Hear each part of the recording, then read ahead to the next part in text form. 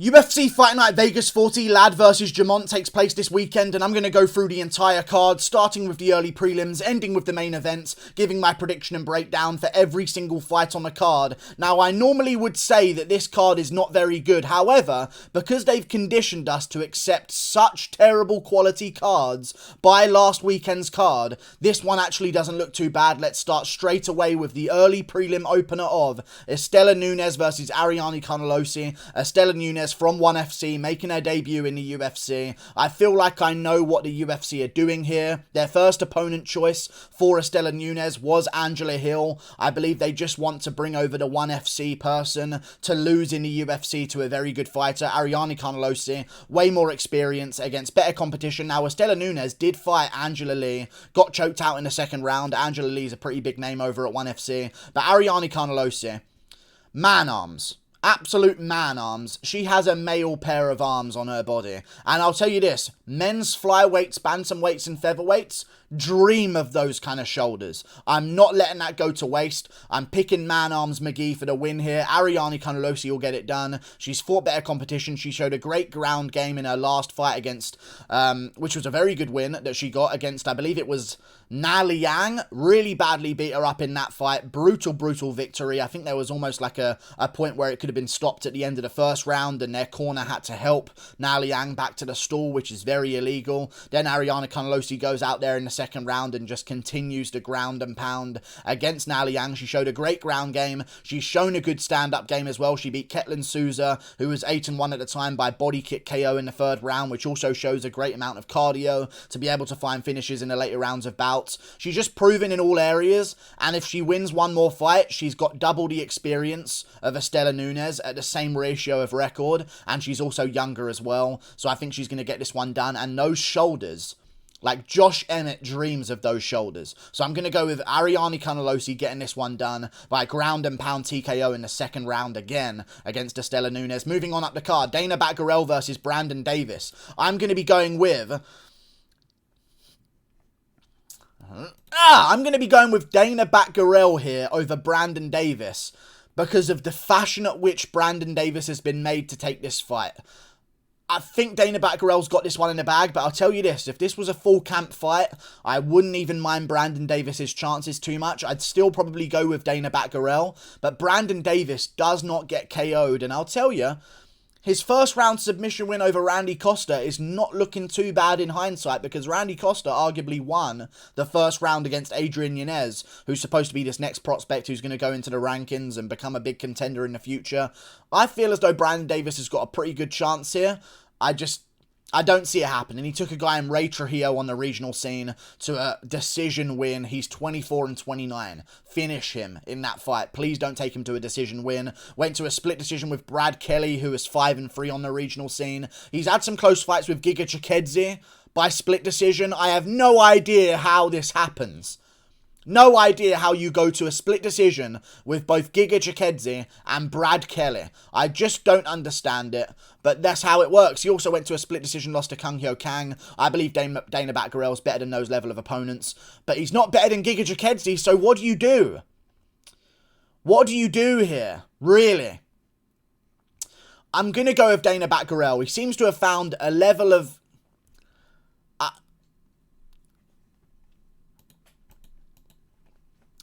I'm going to go with Brandon Davis. Okay? Is that what you want from me? I'm going with Brandon Davis. I'm going with Brandon Davis to beat Dana Batgerel because it's staring me in my face, and every time I ignore these urges, I lose. I'm going with Brandon Davis to pull off an upset against Dana Batgerel. He's got stand-up, he's got cardio, he's always in good shape anyway. He does like marathons and stuff like that. He talks about how he had to run like however many crazy amount of miles a day to make weight for the bantamweight division. Dana Batgerel is a big guy for the division. He's got some power in his hands. I don't see him beating Brandon Davis with that power. He's a bit smaller than Brandon Davis. Brandon Davis is going to be a 5'10" bantamweight here with a reach advantage of 2 inches. And he's got good cardio. And I'm looking at Dana Batgerel and thinking, how did you lose to Heli Lateng? You had a fight with Heli Lateng and you lost by unanimous decision. And it wasn't like you should have won. Like, I'm going to go with Brandon Davis here. I think when it comes to When it comes to it, I think Brandon Davis can throw down, and I think he'll get this one done by third round TKO or maybe a decision win based on the second and third round. I don't know how much I rate a win over Kevin Natividad and Guido Canetti. They leave themselves very open. Guido Canetti is an ancient man who was 8-4 at the time, and Kevin Natividad is a 9-2 can crusher. At least Brandon Davis has taken on like good opponents in his career. A 5-0 guy on the regional scene, 7-3 guy on the regional scene, 15-2 Austin Arnett to even get into the UFC. He took on Bokniak, Peterson, Barzola, Magomed Sharipov, and arguably did good in the first round against Zabit Magomed Sharipov, and I believe outlanded him on significant strikes, if I remember correctly. Beat Randy Costa. I think he can handle a bit of power early. I think he might get rocked early, and I can see Dana Batgerel going for a finish, but I'm going to go with Brandon Davis turning this one around afterwards and getting like a, I'll say third round submission or a decision win based on the last 2 rounds for Davis. Moving on up the card, Nate Landwehr versus Ludovit Klein. I'm going to go with Ludovit Klein. I'm going to go with Ludovit Klein by first round KO here over Nate Landwehr. And it hurts me to say this because Nate the Train is one of my favourite fighters to listen to. He's a great personality. I just don't trust his chin after those recent performances. It doesn't seem to be like, oh, when a massive big shot lands, Nate Landwehr's going to go down.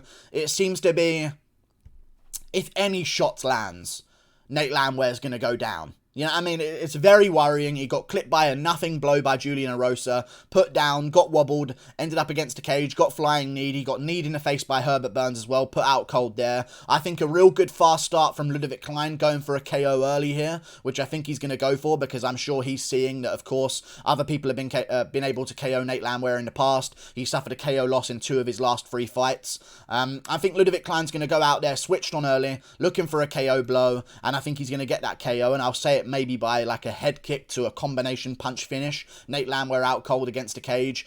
Ludovit Klein finishes him off with ground and pound punches. TKO win. He head kicked Shane Young, CKB fighter. He has another head kick KO over Lucas Sedgwiecki, who was 14-5. He's got good wins in his career. One punch KO in the first round over 13-1 William Lima. 11-2 Mezidov, unanimous decision. Like, he's beaten great opponents. 13-3, 10-4, 3-0 even. And he has his name sounds very Dagestani, this guy, Ahmed Abdulkadirov. Very good win. I'm going to go with Ludovit Klein here. Very good potential in the first round to get a good finish here. And I think he will get a good finish against Nate Landwehr. However, Nate Landwehr is a worrying one.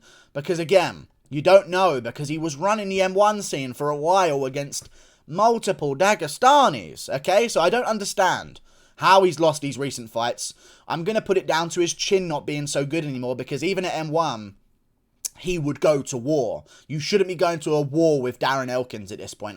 Fair play, he got the win over Darren Elkins, but it was a very close fight.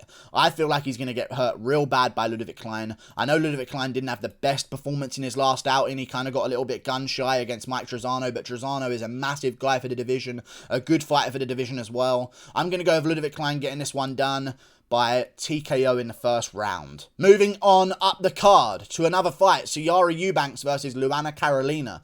I think there's safe money here on Sijara Eubanks. Luana Carolina is not really that good. She's coming off a split decision win over Poliana Botello, I believe it was, and I actually predicted her to win by split decision as well. That was one of my most golden moments of predictions. Lost to, of course, Ariane Lipski with that knee bar. Very, very harrowing submission to watch. She screamed out in pain in that fight. Very, very tough to watch. But, you know, I'm going to go with Sijara Eubanks. I know she's 7-6, and when you're looking at this on paper and you're seeing the 2 records, it's kind of hard to go with that, but you got to go with it. Sijara Eubanks, she's beaten good opponents. Sarah Marash, Julia Avila, who's a great fighter herself, recently bounced back into the win column as well. Elise Reed was 4-0 at the time as well. Beat her reasonably easily by first round KO. Lost to Paniki Anzad, close decision. Lost to Ketlin Vieira. She's up the top of the division. Betchko Hare at the time. That's not a good loss. How do you predict women's MMA? Had a close fight with Aspen Ladd, though. 2 close fights with Aspen Ladd. Had a decision loss to Caitlin Chukagian. She's only lost to great opponents. I have no idea how she lost to Betchko Hare, but I'm going to go with Sijara Eubanks getting this one done. She's less female, and I think she's going to be tougher, stronger, more manly, more testosterone fueled, more muscular. I think I'm going to go with Sijara Eubanks here, getting this one done by ground and pound TKO. It seems as though Luana Carolina doesn't really have a full, well-versed ground game, so I think that Sijara Eubanks goes out there, makes it messy, gets it to the ground, and gets a TKO win at the second round or first round, either one of the two. TKO to ground and pound from Sijara Eubanks. I think she gets this one done via being less female. Moving on up the card, Danny Roberts versus Ramazan Emeev. I'm going to go with Ramazan Emeev here. I think this is a lock of the card. One of the locks of the card, in my opinion. 88% of Tapology users are going with Ramazan Emeev as well.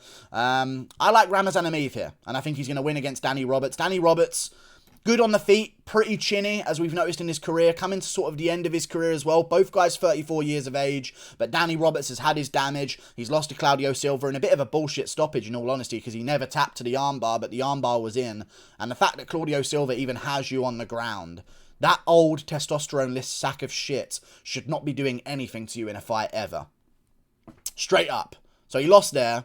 Was quite good though, Claudio Silva, but he's way past his prime now. Clearly off of roids, in my opinion.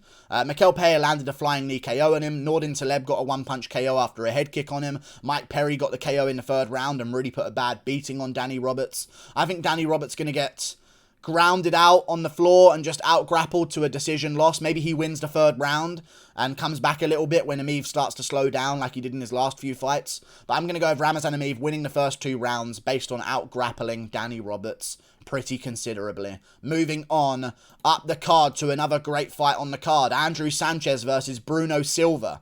Fair play, it's not really a great fight on the card, but it's a decent one.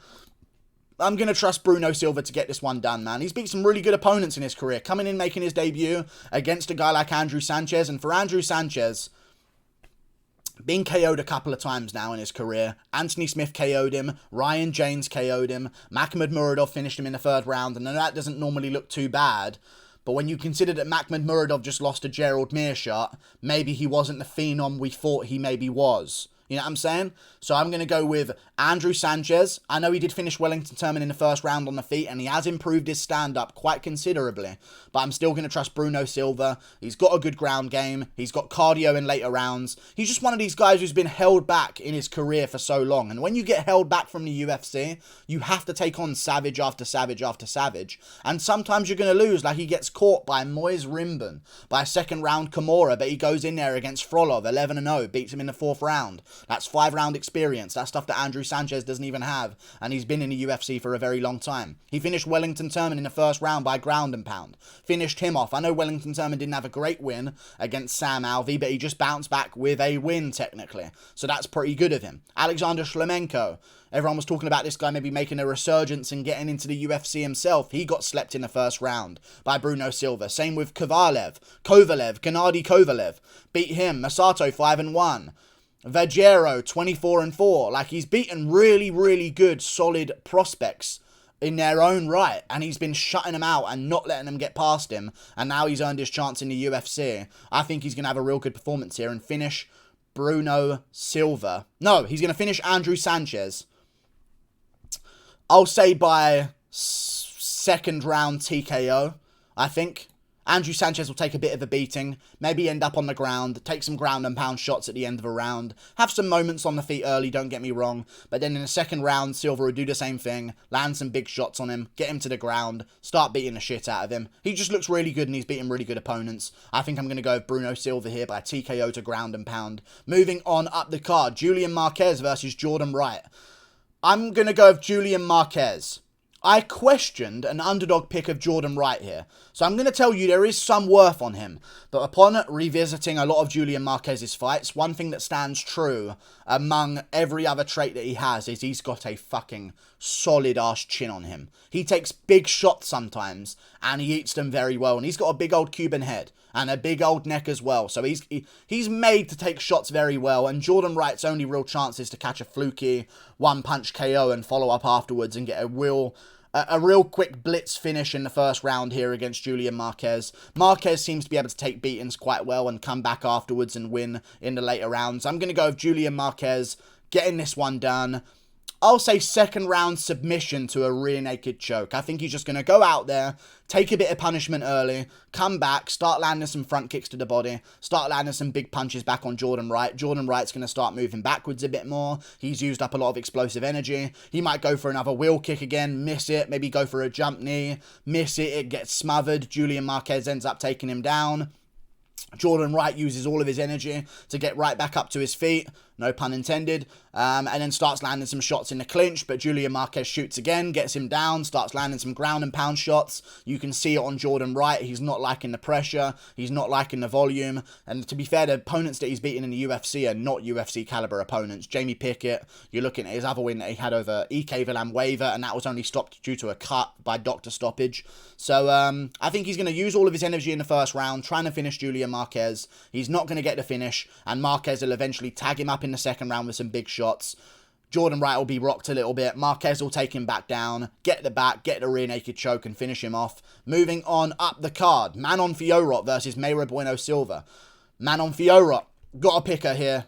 She's shown good takedown defense in her career. She has fought some grapplers, and I actually thought she got robbed in the one fight that she lost earlier on in her career against a fighter that Bellator currently has in Liam McCourt. She lost by split decision there, and that was after 5 amateur bouts, coming into the MMA world, thinking that she was going to do some good stuff, but she ended up getting some grappling situations going. She did okay in the grappling even in that fight, and I swear she won that fight. So I don't know why they gave it to Leah McCourt, but they gave it to Leah McCourt. Maybe she's a bit better looking and also younger. That could be a part of it. But Manon Fiorot should have won that fight against a good, talented prospect in Leah McCourt, who used some grappling on her. And she showed an ability to use grappling on opponents as well. She beat some people in the regional scene by ground and pound TKO by using a ground game. She's won by using takedowns before.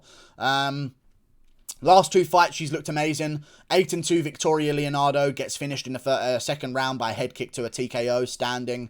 Next fight, 5-0 Tabitha Ricci, finished standing TKO, second round, finishes her off as well. I'm going to go with Mayra Bueno Silva, trying to shoot some takedowns, maybe failing a couple of takedowns. We see Manon Fiorot pushed up against a cage for a little bit of the fight, but then I think that she's going to start to slow down Mayra Bueno Silva, like she started to slow down against Montana De La Rosa.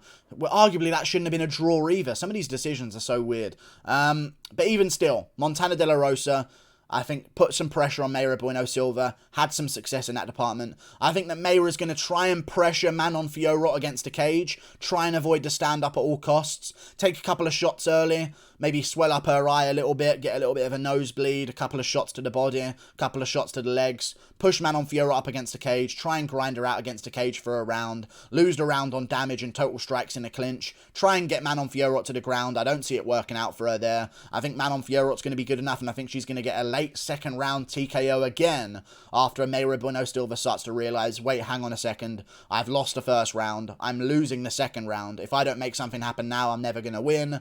Bit. Manon Fiorot starts lighting her up. She'll get the job done at late second round. Moving on up the card, Jim Miller versus Erick Gonzalez. I'm going to go with Jim Miller here. I know Erick Gonzalez is the younger guy. He's coming in. He's the prospect. Not really, though. When you look at Erick Gonzalez, I mean, he has not fought great opponents in his career. And when you see that, it's a massive sign that his coaches do not have confidence in him. If you see a guy go out there and the coaches are putting him against great opponent after great opponent after great opponent, you can tell he's going to be somewhat special, that the coaches believe in him so much. They see him beating good guys in the gym. But when you look at Erick Gonzalez, 5-3 guy in his last fight took him to a decision. 7-5 guy in his last fight. Before that, third round TKO, fair play. 7-5 guy. Loses to 15-7 Humberto Bandone, who's not even a bad fighter anyway. That's actually like a very veteran record that he has. It's not just some guy with a 2-1 record. 4-1, decision win. 5-3, decision win. I just don't see him winning a decision against Jim Miller, and he doesn't seem to be able to finish any good fighters recently. So I'm going to definitely be going with Jim Miller. Plus, you've got the fact that I believe Erick Gonzalez has taken this fight on short notice against Jim Miller, who was supposed to be taking on Nicholas Motta last month. So that got pushed ahead. They ended up bringing in Erick Gonzalez. Not going to have full preparation here. I'm going to go with Jim Miller. He did just lose to Joe Solecki, but it was a reasonably competitive fight in that one. I know Solecki just lost to Jared Gooden, so it's kind of hard to say. But Vince McKell's been doing good recently, and Miller put up a decent scrap against him, but lost, of course. Beat Roosevelt Roberts. He's beaten certain prospects that aren't quite good enough. Even his win over Clay Guida by guillotine in the first round. Guida almost beat Mark Madsen. You know what I mean? Like, Jim Miller's still got it. He still beats decent fighters, and I think he's good enough. I think he's good enough to beat Erick Gonzalez, who is, like, winning lackluster decisions against absolute cans. So I'm definitely going to go with Jim Miller here. I think he'll get this one done via I think he'll get a guillotine. I think he'll get a Jim Miller guillotine choke after catching Erick Gonzalez early, trying to be aggressive with the older veteran. I think he'll catch him with a counter, put him in a guillotine, finish him in the first round by submission. Moving on up the card, Andrei Arlovski versus Carlos Felipe. I'm going to be going with Andrei Arlovski here. Very risky pick, because you know Arlovski's chin is often not good, let's just say. I saw the odds were even on this. They're both 10 to 11. And the Tapology prediction rate has 67% in favour of Andrei Arlovski, and I must agree. At even odds, you've got to go with Andrei Arlovski here. I thought maybe they'd give us a bit of an underdog Arlovski pick, and maybe I'd bite at that, but making it evens... No, I thought they'd maybe have Arlovski as a favourite, sorry. And I was like, am I going to pick Felipe as an underdog? Seeing that they're evens on this, I've got to go with Arlovski here. He's the more trustworthy guy. Felipe, and I made this comment about people that fight Arlovski. Whenever you see someone scathing by decision wins, before they get to Arlovski, they lose. They lose. Or they have fights where they take a guy to the second round, where they take a guy to the third round, where they take a guy to a decision win that's dominant, but it's still a decision win. They lose to Andrei Arlovski on the come-up. Only the guys that completely obliterate their competition end up doing great against Andrei Arlovski. I use two examples for you.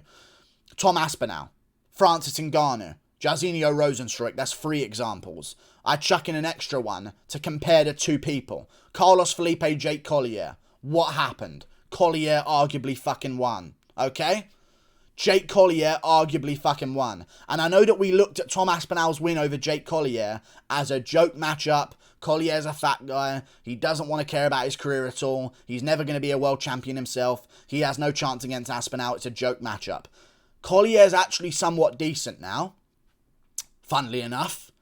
He's had close fights with guys like Felipe. Aspinall destroyed him in the first round. And even then, Arlovski gave Aspinall some issues in the first round. I think Felipe is going to go out there, look to land body shots, get his face jabbed off in the process. Arlovski's going to land calf kicks of his own, front kicks to the body of his own. And I just think the movement of Arlovski is going to mean that he can't get body shotted. You've got to have a stationary target to body shot, realistically in MMA. Felipe goes in there against slower, bigger guys. He lands body shots against them like Justin Taffa, who arguably beat him as well. Like, this is the problem with Carlos Felipe. He just hasn't made it clear enough. And you're taking a step up, and you arguably didn't win the step behind, or the step behind that. Let's be real. He beat Jorgen De Castro by decision, uneventful, held him against the cage. Oh well, lost to Sergey Spivak, was a very unanimous win for Sergey Spivak. I have no idea how it was a majority decision. Got gifted a win against Tafar, arguably. Gifted a win against Collier, arguably, as well. Got to go with Andrei Arlovski here. Moves his feet, very light, very bouncy. I think he's going to stick a jab in Felipe's face, swell up his eye a little bit in the fight, follow up with a couple of right hands now and again. And I think we're going to see a very, very uneventful, boring 3-round decision win for Andrei Arlovski. 30-27. He wipes it across the board. Felipe is not good enough. And I think the movement of Arlovski is going to be too much for the body shots of Felipe. Felipe waits, he corners you, he lands the body shots, he starts working upstairs afterwards. Arlovski's footwork, he's never planted, he's never stationary, he's very bouncy around recently. I think he can avoid that and dance around and be the tricky Arlovski on his feet, throwing a lot of feints, making Felipe second guess himself. And I think he's got better cardio as well. And if it does go to the ground, I favour Arlovski in those grappling situations anyway. I'm going to go with Andrei Arlovski. Plus, Felipe ain't really a KO artist. He has 1 KO in his entire career. You know? Other than that, he has 1 finish by a guy getting a rib injury. That might have been a body shot from Felipe, though. So let's say 2 KOs in his entirety of his 12 fights. He's not a KO puncher. Typically, you kind of should be if you want to get past Arlovski. This is a red flag. Arlovski arguably beat Sergey Spivak. He's beaten good opponents. He arguably should have beat Walt Harris, and that was a draw somehow. So, I'm going to go with Carlos Felipe, losing to Andrei Arlovski by decision. Arlovski gets it done 30-27. Moving on up the card, Aspen Ladd versus Norma Dumont. I'm going to go with Norma Dumont here. I don't mind Aspen Ladd's chances, but she's a favourite. And when I say I don't mind someone's chances, I'm looking at maybe an underdog pick. Tapology has 73% of people picking Aspen Ladd to win. I don't see that. I think that Aspen Ladd's going to get a rude awakening here. She just had a fucking Parkinson's attack on the scale in her last weigh-in for 135 pounds. That was 2 weekends ago. You know? That was literally 2 weekends ago. Or was it for this weekend just gone? It might have been for this weekend just gone. It was. No, it was 2 weekends ago. 2 cards ago, the Santos versus Walker card, she was trembling and shaking on the scales, trying to make weight, because she's had a terrible weight cut and she can't feel herself anymore, and it's over and she can't even fight on that day. Now she's going to come back and have to cut down again. I know I say cut down again, but I think she weighs something like 259 pounds on fight night whenever she fights at 235, or 250 something, so either way, there's going to be an over 10 pound weight cut here. For Aspen Ladd again, 2 weeks after a terrible one that she had before. And she's moving up a division. Norma Dumont has known she's been fighting at 145. She's known she's been taking on the toughest test of her career in Holly Holm. Big test, you're going to be training harder than ever. She's built herself into a 45-pounder. She's become acclimatized to the division. She just beat Felicia Spencer, who I believe could probably beat Aspen Ladd. It was a split decision win that Norma Dumont got, but it was a very clear win for Norma Dumont. I have no idea how they gave it to Spencer. Other than a takedown at the end of round 3, Spencer did arguably not much that fight other than land strikes but get completely outlanded and outpowered. I'm going to go off the deep end here and I'm going to pick an upset win for Norma Dumont, and I'm also going to do it by first round KO.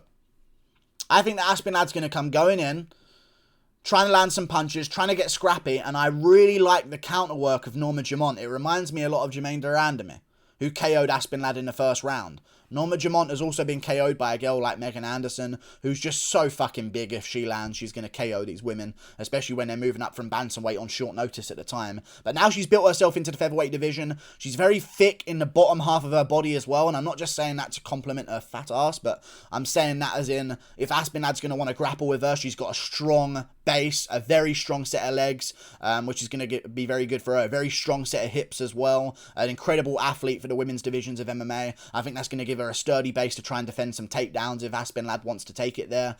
And I think that she's going to win this one. I know she hasn't had too many great wins, and it's kind of a hard one to predict, but I think she's better than Aspen Ladd. When I watch the pair of them fight, I see technical differences with Norma Dumont. She's bigger than Aspen Ladd. She's a more natural featherweight now. She's had a full camp for a 5-rounder. Aspen Ladd was training for a 3-rounder. She probably thought she wasn't even going to get this fight against Norma Dumont after her fight got cancelled. She probably went into a bit of depression, started eating a little bit in her hotel room, like trying to feel sorry for herself that she's not even going to be able to fight after all of this training camp. I think that Aspen Ladd is not going to be big enough, is not going to be strong enough, and I think she's going to get tagged on the feet early, and I think she's going to be put away by Norma Dumont with a counter right hand as Ladd rushes in, and I think Norma Dumont gets this one done. There we go. Aspen Ladd's good though, and I kind of do want her to win. Does the winner of this fucking get a title shot? Are you joking? They probably do, right? Fuck. Hopefully the winner of this gets Holly Holm at featherweight rebooked. Can't be giving a title shot out to the winner of this shit. Holy fuck. Anyway, going with Norma Dumont. Plus, she's been way more active than Aspen Ladd as well. She fought twice in 2020, once in 2021 recently in May, turning around now 5 months later. Aspen Ladd has not fought in a cage since December of 2019, and she was losing some early rounds to Yana Kunitskaya, bounced back with a big win. We just watched Yana Kunitskaya get slept in the first round by Ariane Aldana. I know they're different styles, but still, it puts it into perspective. I'm definitely going to be going with Norma Dumont here as an underdog. Like and subscribe. Thank you for watching. Click that button up there. Toodle pip. I'll see you later. Goodbye. Good card overall, though. If I had to predict some ways that things are going to go, I don't know what I'd go with. I'd probably go with fight of the night is most likely going to be Julian Marquez, Jordan Wright, where Marquez takes a beating and comes back later on. Performance bonuses, I'll go Klein gets a first round finish, and then Dumont gets a bonus because she's female and she'll get a finish in the first round as well. Toodle pip. Click that button up there. See you later.